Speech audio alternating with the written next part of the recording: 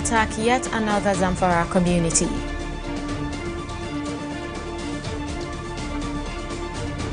Court orders resident doctors to suspend strike.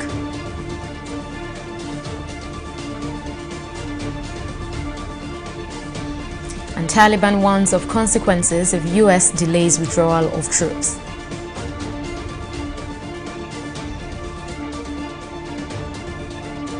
Glad to have you join us on News Now. I am Oni Adekunle. The Zamfara State Police Command has confirmed the abduction of 50 residents of Goran Namaye town in Maradun local government area of the state. Public Relations Officer of the command, Mohammed Shehu, said the gunmen came in large numbers when they invaded the community around midnight on Sunday.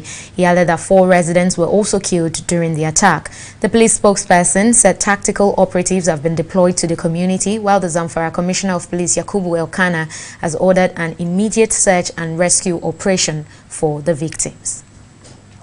And still on security, following the recent unprecedented surrendering of Boko Haram terrorists, the federal government and Borno State government are faced with a dilemma of reintegrating the repentant fighters without hurting the feelings of victims. In this next report, we speak to experts on the best way to handle the situation. Based on statistics released by the military, over 1,000 Boko Haram and ISWAP terrorists and their families have laid down their arms to embrace the Operation Safe Corridor, a national rehabilitation, reintegration and reconciliation program of the Nigerian military. This, some experts believe, is a strong signal that the end may be near for insurgency in Nigeria, but demands action from the government. You have to think ahead of time. What do you do with these people? You have to process them quickly. And you have to house them. The issue of international humanitarian law or law of armed conflict is that once somebody surrenders or you capture him, then there are certain obligations and there are certain responsibilities that you must take. You must house those people properly, no matter how people feel. You must feed them. You must take care of their, if they have any medical needs, you have to take them.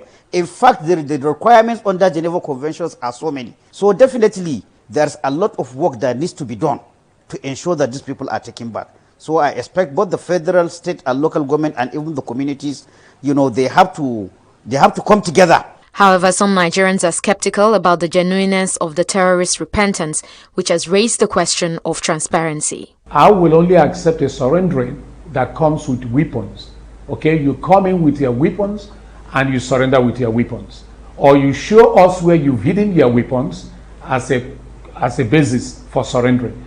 But to say you have surrendered and you didn't show up any weapons, there is no way of ascertaining whether you are Boko Haram or not, and nobody can establish your intention and intent.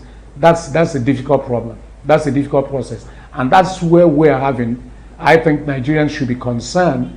There must be clearly defined criteria in terms of how surrendering should happen. As soon as somebody comes, investigation is supposed to be into each and every person that comes out. And then each according to his deed, like they say in the scriptures. You look at those ones who entered willingly, who must have burned villages, killed people. Those ones, they are the worst offenders. And you have to think of criminal justice system to deal with them. Also at the center of this development are victims of Boko Haram insurgency who are groaning heavily under the impact of the war. Amid controversies over the reintegration of repentant terrorists into society, Shehu calls for caution and compromise from all parties involved. I am sorry to say there is no easy decision. There's no easy, and in the end, it will be a compromise.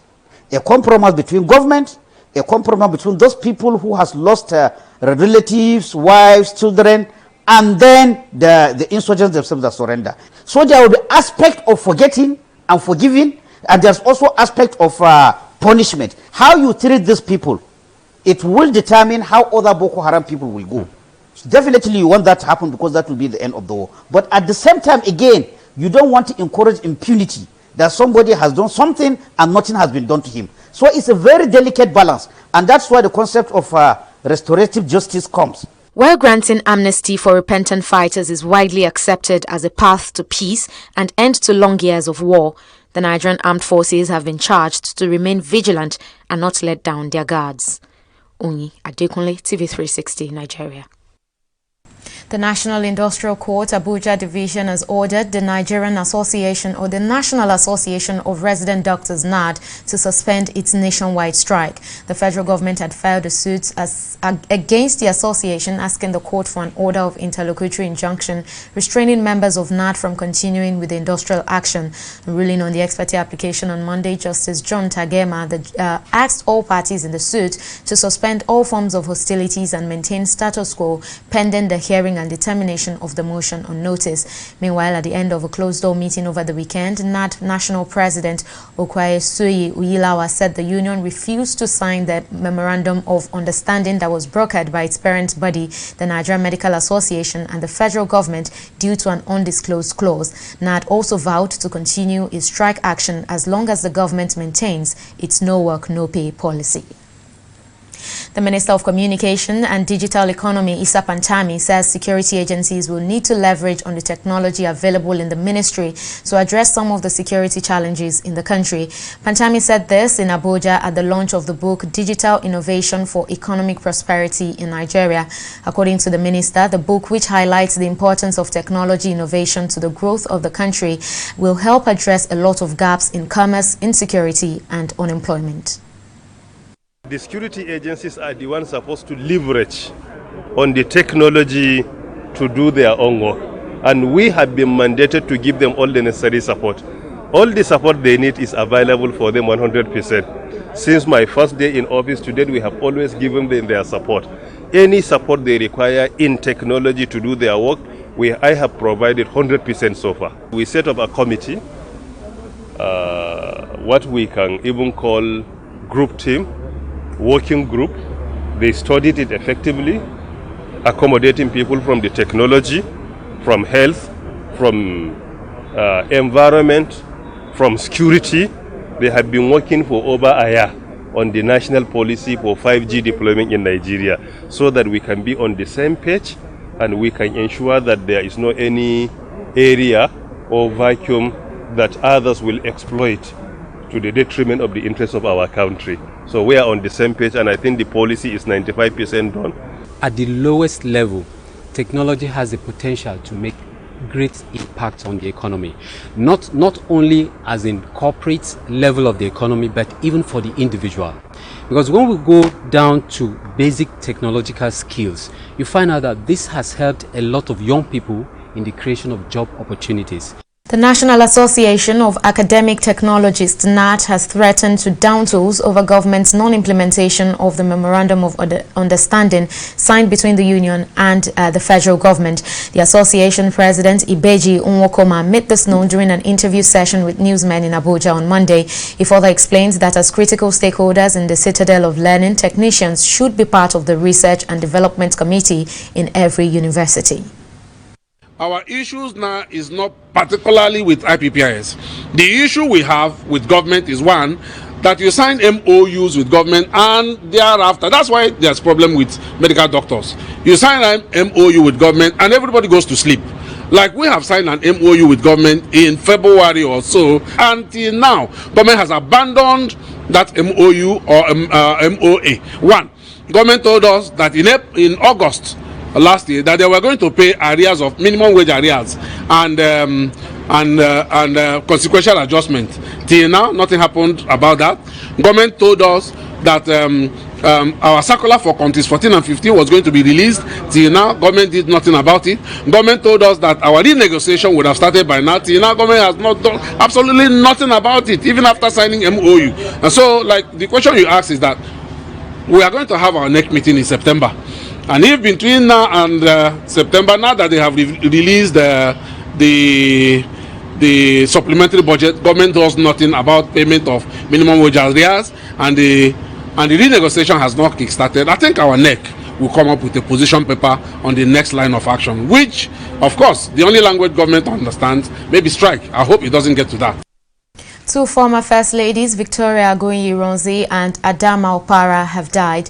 Victoria is the wife of Nigeria's first military head of state, the late Johnson Agoye-Ironsi. She died in the early hours of Monday at the Federal Medical Center, Umuahia, Abia State, at the age of 97, while Adama, the widow of the premier of the defunct Eastern Region, Michael Opara, died in the early hours of Sunday, about 24 hours earlier. The nonagenarian had been sick for some years before finally succumbing to death in an undisclosed hospital. And in a similar development, the art world was thrown into mourning on Monday following the death of ace Nigerian visual artist Yusuf Grillo. According to his son Boyega, who confirmed the news, Grillo died of COVID-19 complications in the early hours of Monday.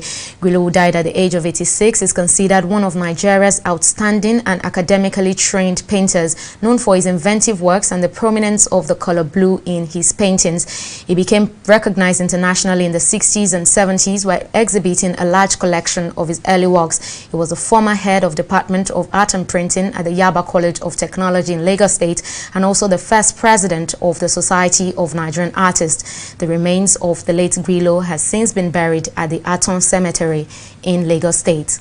We're joining us on News Now to tell us more about Yusuf Grillo is Mr. Kunle Adeyemi, a senior lecturer at the Yaba College of Technology School of Art. Thank you very much, Dr. Adeyemi, for joining us on News Now. Now, you worked with the late Yusuf Grillo. Now, how will you describe him? Well, thank you so much. Yusuf Grillo was actually the father of modern Nigerian art. Basically, he's a Lagosian, and he made Lagos proud at his time.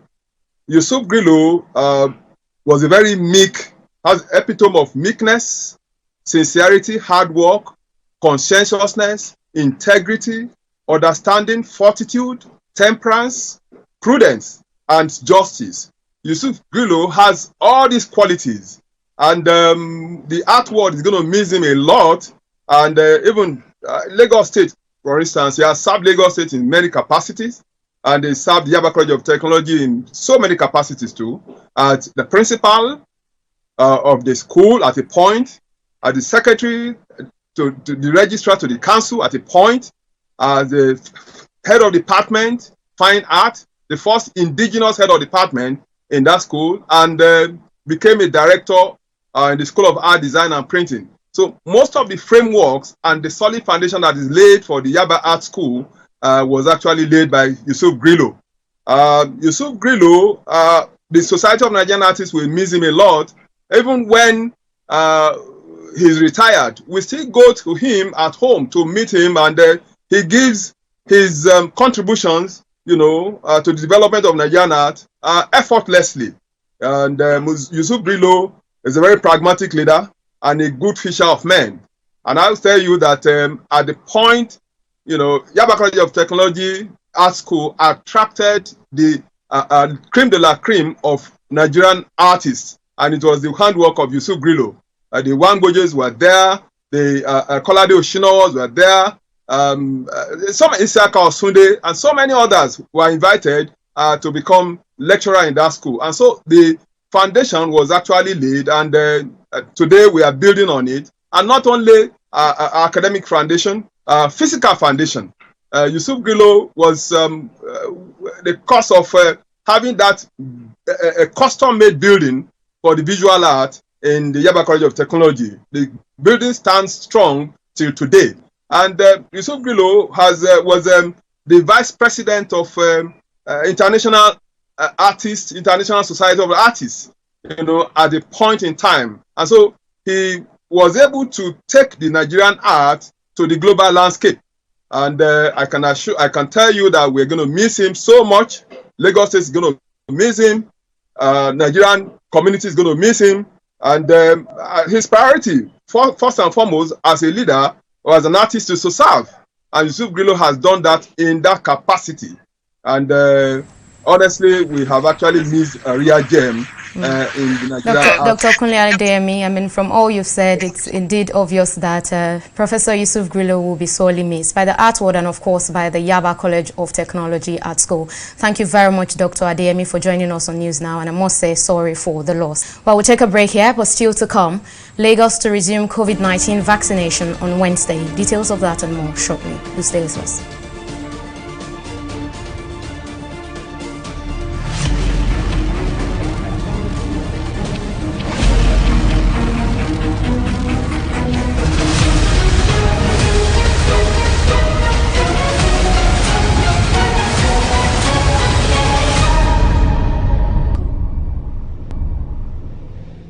In the last 3 years, we have built a multi-purpose center, which is the envy of all in our constituency.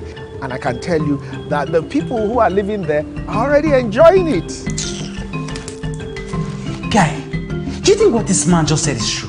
See, I seriously doubt. I'm sure it's one of those their silly lies. And wait, do you know there's a way to find out if these things he's saying is true or not? This is the Construct app. It gives people like us a sure way to track implementation of constituency projects. It gives valid and verified information on location of projects, amounts allocated, amount funded, the level of job done, and even the profiles of concerned legislators. You and I can post directly on this app. Are you serious? This is the Go-To app if you want to know how our Commonwealth is being expanded by the government. Wow. Let's even see if what this man said is true. Show me. The Construct app is developed by Other People Nigeria with support from USAID and is available on both Google Play Store and Apple Store. And it's true. Of course, I told you. Opinions are free, facts are sacred, but truth is universal. How, in practical terms, can we, for instance, de-escalate the tension? President must see himself as the president of the Federal Republic. We know where the enemy is. 3 places. The Lake Chad Basin, the border area between Nigeria and Cameroon, and then the Sambisa Forest. On TV360, we give you a complete dose of everything. Opinion, facts, and undiluted truth. I hardly believe what politicians say in this part of the world. A new Nigeria is possible, a future is possible. We delve into the issues, dissect it so that you can understand it. Use it to take action. I don't think there's any need for any governor to look for grant for ranching. TV360, dissecting the issues. Thank you for staying with us on News Now. Here is a quick reminder of some of our top stories tonight. The Zamfara State Police Command has confirmed the abduction of 50 residents of Goran Namayev town in Maradun local government area of the state. Public Relations Officer of the command, Mohammed Shehu, said the gunmen came in large number when they invaded the community around midnight on Sunday, adding that 4 residents were also killed during the attack. We also told you that the National Industrial Court in Abuja has ordered the National Association of Resident Doctors (NAD) to suspend its nationwide strike. The federal government had filed a suit against the association, asking the court to restrain members of NAD from continuing with its industrial action. Ruling on the ex parte application on Monday, Justice John Tagema asked all parties in the suit to suspend all forms of hostilities and maintain status quo pending the hearing and determination of the motion on notice. In case you missed any of our news bulletin or for more updates, do log on to our website on www.tv360nigeria.com. You can also follow us on our social media platforms on Twitter, Instagram, YouTube, and Google+ at TV360 Nigeria. On Facebook, we're at TV360 Online.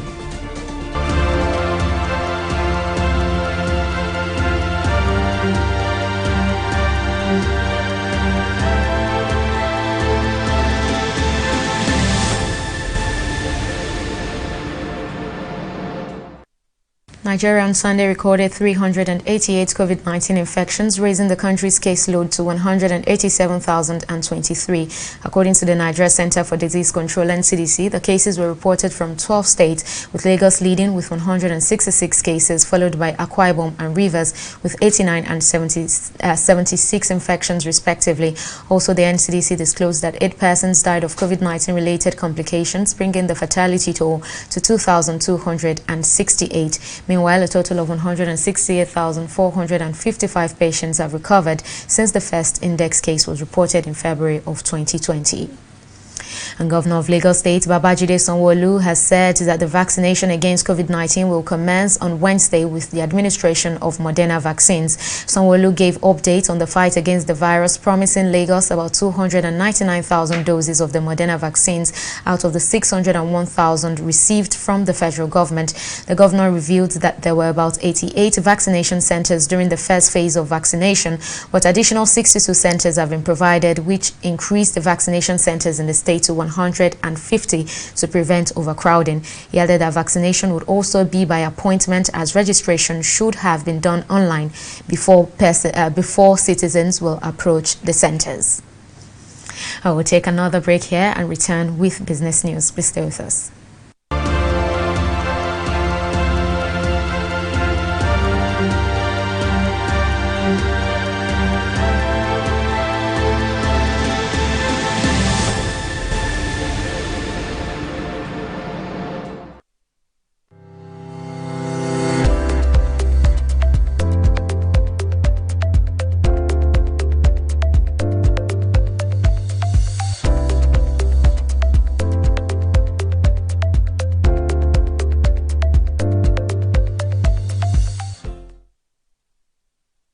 Welcome back. Let's now join Folashade Ogunride for the latest in the world of business. Over to you now, Shade. Well, thank you, Oyi. On business news, the Federal Inland Revenue Service, FIRS, has directed taxpayers in the country to continue to pay their value-added tax to it or risk penalties for failing to do so. The directive followed a recent judgment obtained by the Rivers State at the Federal High Court, Port Harcourt, which ruled that states and not the federal government are constitutionally empowered to collect VAT. But FIRS spokesperson Abdullahi Hamid, in a statement on Sunday, said the agency has appealed to the court judgment. Despite the appeal filed by FIRS, Rivers State government, Nyesom Wike, signed a bill on VAT collection into law on Thursday. But FIRS said both parties are aware of the appeal and stay of execution on the judgment and advised taxpayers to continue to pay VAT to it. Now, the issue of who collects what could sometimes be a hazy subject, but whom exactly is entitled to this revenue? The federal or state government. Tax analyst Alesta Wilcox joins me now to shed more light on this matter. Well, thank you very much for joining us, Alesta. Now, let's dive right into this matter. Should revenue from value-added tax be remitted to the federal or to the state government? Thank you very much. As far as the administration of VAT is concerned, there's a law which is the VAT Act that is existing in the country, and that Act provides that the Federal Inland Revenue Service is the authorizing body that will collect VAT. If you also look at if you go to the Joint Tax Board, through the Joint Tax Board, and even the list of taxes to be collected by each tier of government, the VAT is domiciled with the federal government. So there is no ambiguity about that. So the Federal Inland Revenue Service, or the federal government of Nigeria, through the Federal Inland Revenue Services, is the agency by law authorized to collect VAT. Nigerians were taken aback at the judgment of the Federal High Court in Port Harcourt that gave judgment in favor of the River State government to collect VAT. That judgment, as far as I'm concerned, has been appealed, and as a matter of fact, everybody was taken aback on that judgment because the basis upon which that judgment was given was still shrouded in some mystery, and so the FIRS, Federal Revenue Service, has appealed against that judgment. And again, Nigerians, myself, I'm surprised with the haste within which the River State government signed into law a VAT act, which was signed by the governor last week. So, was there a premeditation before now of to where the judgment is going to swing, or has that been prepared awaiting this judgment? So, so to say that they already are aware what the judgment is going to be. How was the VAT Act of River State? I mean, how did the River State Assembly enact that act? Was there a public hearing? Was there so? A lot of things are showing in mystery. So for me, now Mr. Lester, I'm sorry to cut you short here, but despite the court judgment, are you saying, according to the law, VAT should be collected, VAT should be remitted to the federal government and not to the state government? As far as the law is concerned today, and until the legal processes are exhausted, that is through the court, with respect to the judgment of the Port Harcourt of the High Court Port Harcourt, the VAT collection is still domiciled with the Federal Revenue Services. And don't forget, the federal government does not collect the VAT and keep. The federal government is the collecting agency for VAT, but the bulk of the VAT goes to the state. Because if you look at the revenue sharing formula of VAT, federal government only gets 15% of the revenue, while states get 50% and local government 35%. So the federal government not even benefit much from VAT as much as the state. So the state and local government takes bulk of revenue from VAT, not even the federal government. But the collecting agency is the Federal Inland Revenue Services, and it is domiciled in a pool, and it is shared by the federation account on the basis of 15% to federal government, 50% to states, and then 35% to local government. Even within that sharing formula, the process of derivation comes in. There is a percentage that is set aside for derivation, whereby the states that collect more gets more. So I do not even understand the views about River State wanting to try to upset the apple cart with respect to VAT collection. But like we said, the matter is in court. The federal government has appealed. The federal government has appealed that judgment, and so there is no point the River State government jumping the gun, not allowing the judicial process to go through, jumping the gun to go and quickly enact a VAT act by the State of Assembly, and quickly signed into law by the government, and now wants to compel taxpayers to pay. At the end of the day, if taxpayers comply with that and they lost the case at the appeal court of Supreme Court, the Federal Revenue Service will not recognize those payments, and then they will be made to pay and pay the penalty. Because don't forget that if you don't file your VAT within a certain number of days, you are going to pay plus penalty plus interest. Well, I'm sorry to cut you short here, but thank you so much for your contribution, tax analyst Alessa Wilcox. Thank you so much for joining us. I will take a break here, but return with a review of the stock market. Do stay with us.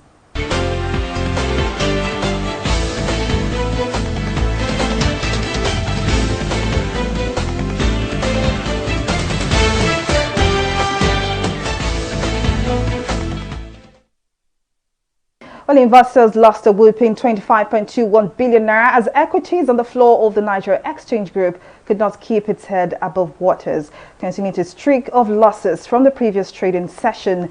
The all-share index is in the reds at 0.12% to close at 39,434 basis points. Now, despite these losses, market breadth closed positive with more gainers than losers. Now, speaking of losers, Lafarge Africa PLC and PZ Cussons Nigeria PLC led 9 losers with a combined loss of ₦1.45 kobo. For our gainers chart, we see that FTN Cocoa Processors PLC marked a rebound from last session's losses to lead the gainers chart alongside Pharma Deco PLC with a combined gain of 21 kobo. Now, for our market activity, we see that over 211 million volume of shares are valued at over 2 billion naira, exchange hands in 3,939 deals. But though trading ended on a negative note at the beginning of trading, who knows what might happen at next trading session. Now, let's turn our attention now to our top 3 foreign stocks and see how they performed. Well, it's all smiles and sunshine for FTSE, Dow Jones and Nikkei.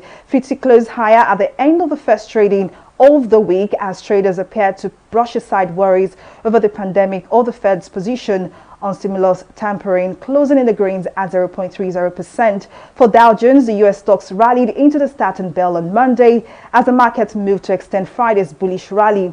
Asian stocks Nikkei is also in the greens, are trading at 1.78%, and we can see that the all-share index closed at 27,494 basis points. Now, that's all on the new business segment of news. Now, back to you for the rest of the news. Thank you for that update, Shadi. And on the foreign scene, the Taliban says it will not agree to an extension of the evacuation mission from Afghanistan, warning of consequences. U.S. President Joe Biden said on Sunday that the hard and painful airlift of Americans and tens of thousands of others from Afghanistan's capital is accelerating, but he would not rule out extending it beyond the August 31st deadline he set before the Taliban's swift takeover. The airport has been the scene of chaos since the Taliban seized the Afghan capital on August 15, as U.S. and international forces try to evacuate citizens and vulnerable Afghans. Well, up next is Entertainment Report on News Now.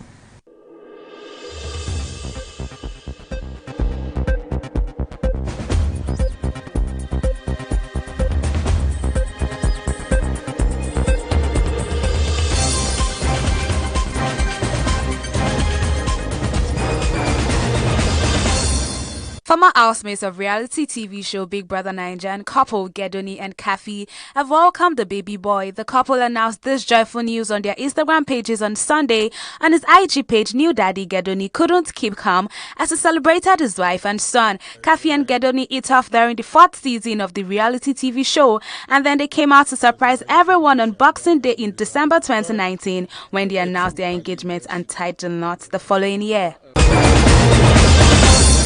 The Economic and Financial Crimes Commission have denied the accusation leveled against it by a former housemate of Nigerian reality TV show Big Brother Naija, Dorothy Bako, of breaking into her house. Dorothy Bako narrated how the officials broke into her home in the early hours of Monday morning. According to her Instagram stories, she explained that around 4:45 a.m. she heard the loud noise and rushed out almost naked, not only to find fully armed men in her house. They gained entrance into her home by breaking down her door. She also alleged that the officials used the gun to threaten the lives of people while they claimed they were doing their job. Nollywood actress Funke Akindele Bello and her husband Abdul Rashid Bello, better known as JJC Skills, are celebrating their 5th wedding anniversary today. The award-winning actress, also known as Jennifer, took to her Instagram page to share a lovely picture of herself and husband posing in a matching outfit to celebrate the special day. Her husband also posted 2 short videos on Instagram to celebrate his wife. Happy wedding anniversary to the Bellos. And that is all that we have for you on the entertainment segment of News Now.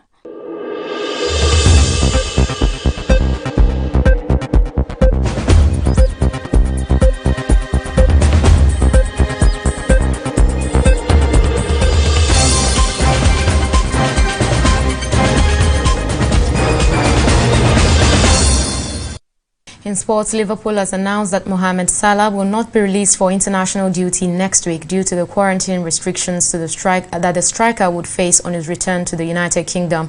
Liverpool, along with other members of the European Club Association, have been seeking exemptions from the mandatory quarantine rules for players returning from red list countries. Meanwhile, the Premier League and Football Association officials have been in talks with the Department of Media, Culture and Sport over the quarantine restriction, which has affected many sports and threatens to disrupt several rounds of international fixtures.